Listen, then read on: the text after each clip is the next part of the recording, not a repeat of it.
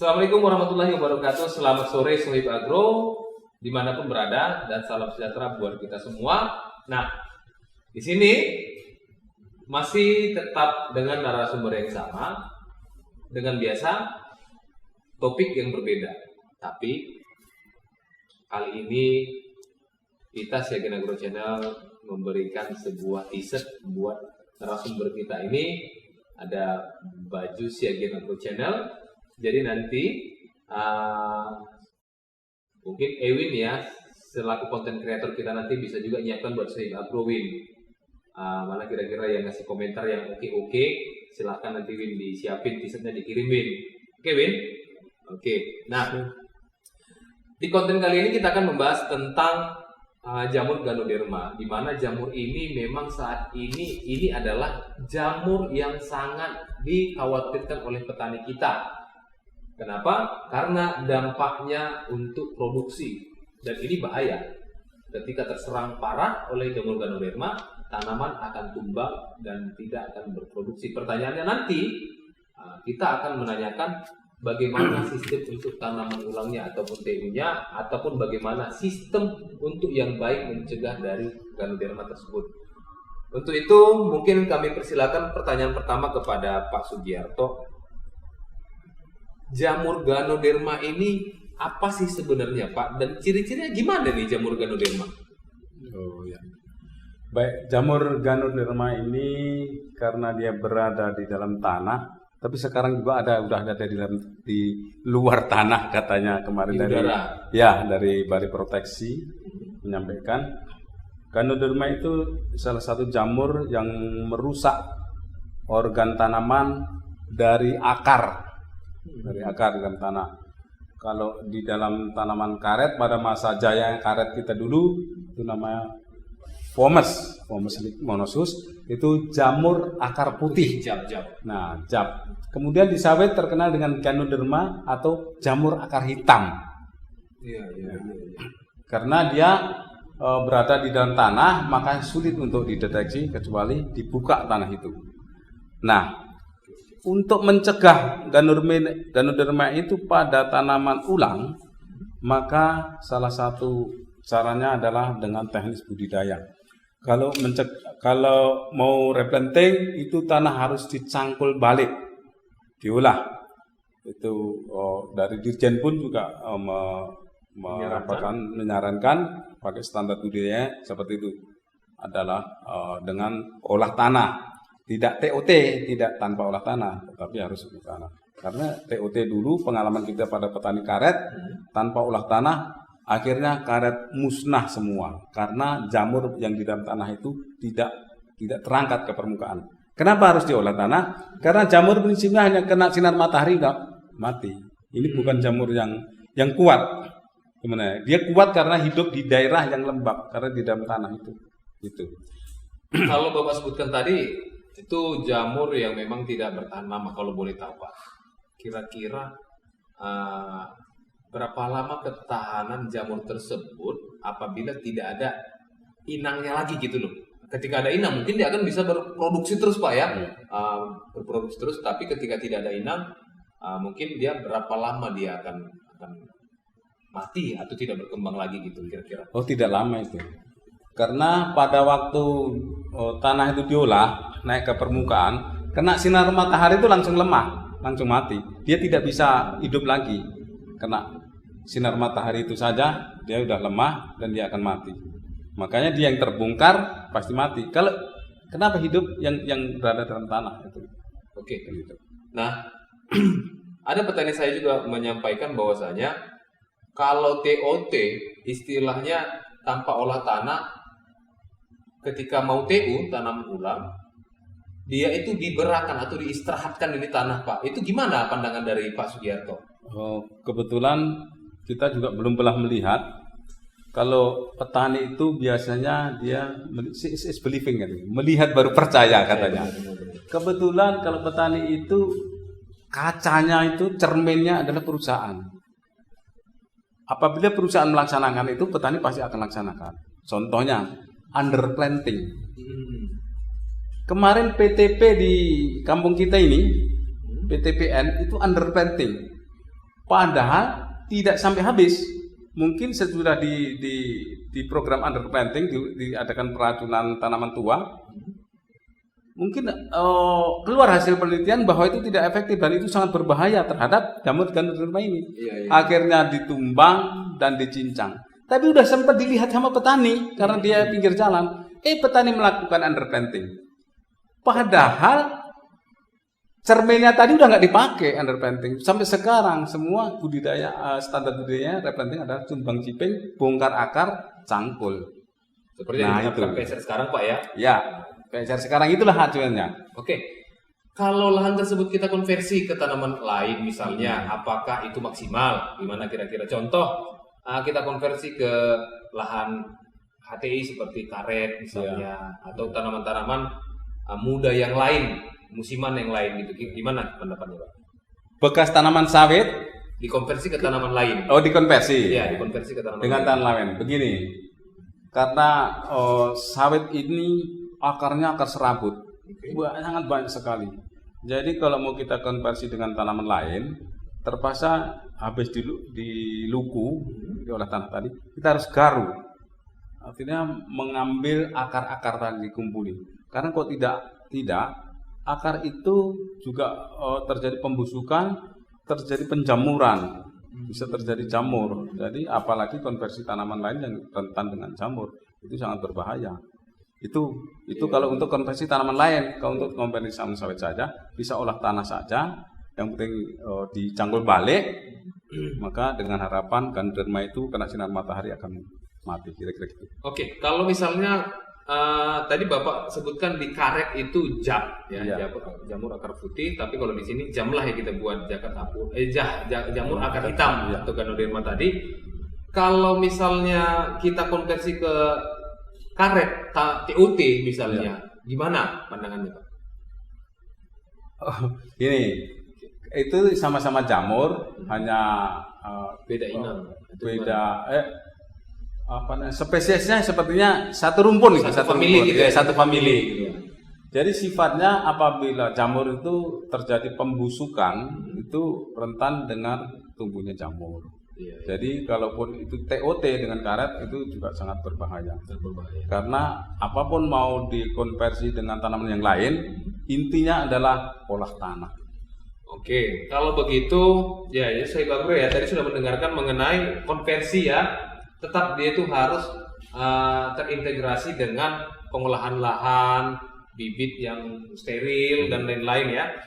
Oke Pak, kalau misalnya kita sudah menanam ulang ya, sudah tanam ulang misalnya, dia terserang Ganoderma, ada nggak langkah-langkah antisipasi yang harus kita lakukan? Ya, kalau untuk tanaman itu cerita hama penyakit adalah pencegahan lebih baik daripada pengobatan. Iya betul. Yang pertama, antisipasi untuk supaya jangan terserang Ganoderma ada sekarang Trichoderma. Bisa kita berikan Trichoderma atau ada merek dagang dari Puslit itu Marfu misalnya ya. Marfu ini bahan aktifnya Trichoderma ya. Jadi pada waktu di polybag itu kita udah piara itu. Kita berikan Trichoderma supaya dia tahan terhadap Ganoderma, supaya berkembang biak di situ jamur di polybag itu. Kemudian pada waktu ditanam di lapangan nanti dia udah berkembang biak, menangkal kalau ada jamur Ganoderma di dalam tanah itu. Oke, kira-kira seperti itu. Jadi Sohib Agro tadi sudah dijelasin dari Pak Sugiarto selaku narasumber kita, kalau untuk TU mau menanam ulang, jangan lupa untuk membuat atau menerapkan Trichoderma, pencegahannya untuk Trichoderma. Trichoderma ini tadi ada kita disebutkan Bapak kita ini Pak Sugiarto, jenisnya merek dagangnya Marfu Pak ya. Marfu ya. Kalau misalnya di tempat Sohib Agro itu tidak ada Marfu, carilah Trichoderma insektisida, fungisida yang bahan aktifnya Trichoderma. Iya. Mau merek apa saja silakan. Iya, betul. Oke, kalau sudah terserang misalnya nih Pak, Sohib Agro ini lupa nih dari awal untuk melakukan pencegahan. Tiba-tiba sudah berjalan, sudah katakan misalnya sudah TM3 misalnya, ataupun sudah dewasa, sudah 15 tahun atau 16 tahun misalnya, tiba-tiba terserang parah ini sama Ganoderma. Kira-kira ada nggak solusi kita yang lain untuk mempertahankan tanaman, atau memang ya tidak ada solusinya? Terus apa tindakan kita yang lain untuk tanaman yang lain gitu? Ya. Video ini dipersembahkan oleh Dolomit Agro, solusi petani untuk memperbaiki keasaman pada tanah. Kira-kira ada nggak solusi kita yang lain untuk mempertahankan tanaman, atau memang ya tidak ada solusinya? Terus apa tindakan kita yang lain untuk tanaman yang lain gitu? Ya. Jadi kalau sudah terlanjur terserang, yang bisa kita lakukan secara teknis, kita isolasi namanya. Isolasi. Ya, berikan parit isolasi untuk mencegah pengembangan ke yang lain. Itu pertama. Yang kedua, bisa kita taburi dengan trichoderma, tapi hendaknya jangan sampai sudah terlalu parah. Nah, contohnya misalnya satu tanaman kelapa sawit itu di pangkal batangnya itu ada lempengan. Nah, itu namanya sudah parah, kemungkinan tinggal menunggu mati. Kemudian biasanya kalau sudah mau menunggu mati, biasanya buahnya banyak. Oh gitu ya. Nah, itu naluri tanaman katanya, sebelum mati dia menurunkan keturunan. Naluri tanaman apa saja. Perhatikan nanti baik di karet maupun sawit. Di karet itu nyata kali. Pada waktu tidak musim berbuah, dia buahnya lebat, getahnya banyak. Karena dia katanya mau mati nurunkan keturunan dulu. Itu naluri tanaman. Nanti perhatikan tanaman yang lain. Kepada pemirsa di rumah, perhatikan tanaman itu. Kalau tanaman mangga dulu katanya, kata orang tua kita dibacoi. Iya. Terus berbunga. Disiksa. Benar. Nah, dia itu pikirnya dia mau mati. Gitu kira-kira pemirsa. Dia mau mati, makanya dia menurunkan keturunan dulu. Kira-kira seperti itu. Apa sih penyebabnya sebenarnya Ganoderma ini kok bisa tiba-tiba muncul ini ke areal perkebunan kelapa sawit kita ini, Pak, kira-kira? Nah, itu yang harus kita tahu dulu. Sebenarnya itu di awal kita harus tahu dulu untuk mencegah. Pertama, pembukaan areal dulu itu tidak kebersihan area tidak dijaga dan itu diabaikan. Biasanya para petani membuka, apalagi dari hutan dibuka, ini tanaman besar, sampingnya pun ditanam itu. Nah, itu sudah jelas ini indung gitu, dan akan menjadi indung, disediakan makanan.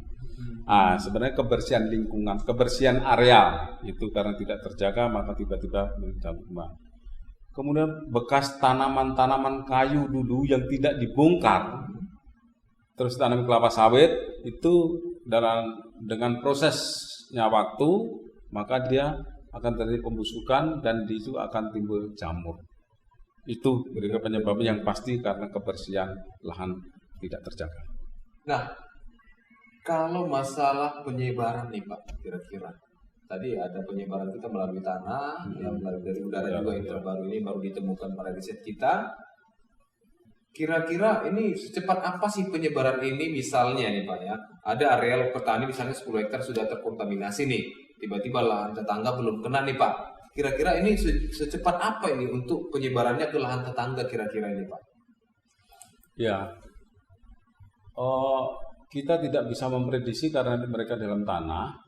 Jadi kita tidak tahu kapan udah ada jamur di situ, persoalannya itu. Makanya biasanya kita dari petani ini mengetahui jamur itu ada, itu jamur itu sudah berkembang biak, sudah banyak di dalam tanah itu baru ketahuan, bukan sejak dini. Nah, untuk menanggulangi penyebaran kepada yang lain, yang pertama memang kalau secara teknis hanya isolasi. Yang kedua untuk mencegah itu ya kebersihan lahan lah. Kebersihan lahan, terus dari pertama kalau dari pembukaan baru supaya diantisipasi dengan pemberian trichoderma. Oke, jadi Sohib Agro tadi sudah mendengarkan ya bahwasanya bahaya dari Ganoderma tersebut. Jadi apabila Sohib Agro mendengar atau melihat tetangga sebelah sudah terindikasi penyakit Ganoderma, silahkan cepat antisipasi ya Pak ya. Iya. Jangan menunggu kena dulu, terlihat udah kuning karena bukan pengaruh defisiensi kuning. Baru yang kedua akar juga sudah mulai, jangan tunggu itu dulu, langsung antisipasi Pak ya. Iya. walaupun belum terserang ya lebih bagus belum terserang Pak ya. Untuk menjaga kebersihan. Iya, mau menjaga kebersihan. Iya, kebersihan lahan. Kebersihan lahan. Oh, berarti kebersihan lahan itu sangat penting Itu juga Pak sangat ya. utama ya. Jangan dibiarin ya gulma-gulma itu Gulma, berkembang iya. biak, karena otomatis terjadi kelembapan dalam tanah Pak ya. Iya. Sehingga itu menjadikan Memicu perkembangan dan lebih cepat. Iya betul sekali. Nah, itu diperhatikan. Jadi ketika sudah melihat atau mendengar tetangga kita kelapa sawitnya terserang itu, silahkan antisipasi segera, jangan menunggu. Oke, Sohib Agro. Jadi mungkin kita tidak bisa secara keseluruhan untuk menjelaskan mengenai Ganoderma. Mungkin banyak lagi harus dijelaskan dalam Ganoderma ini. Yang mudah-mudahan Sohib Agro dengan sedikit penjelasan kita ini bisa mengedukasi ataupun membantu pengetahuan tentang bahayanya jamur Ganoderma yang harus diantisipasi. Kira-kira ada tambahan lagi Pak Sugiarto tentang Ganoderma? Begini, kalau tentang Ganoderma ini harapan kami kepada pemirsa sekalian, kiranya dalam berbudidaya tanam kelapa sawit pakailah standar budidaya yang baik, mulai dari pemilihan bibit unggul, terus kebersihan, pemeliharaan tanaman, pemupukan dan panen jangan sembarangan. Makanya limbah daripada janjangan kosong tadi yang terjatuh di situ kalau tidak dibersihkan juga itu bisa menyebabkan jamur, terutama jamur Fusarium. Oke. Terima kasih buat narasumber kami Bapak Sugiarto selaku praktisi tanaman perkebunan kelapa sawit. Terima kasih buat Sohib Agro yang sudah menonton di channel kita ini, yang sudah subscribe. Terima kasih. Mudah-mudahan rezekinya bagus, lancar, sehat-sehat terus. Yang belum subscribe silakan. Dan apabila ini bermanfaat menurut Sohib Agro, silakan informasinya diberikan kepada teman-teman Sohib Agro yang lain. Dan kami ucapkan wabillahi taufiq wal hidayah. Assalamualaikum warahmatullahi wabarakatuh. See you.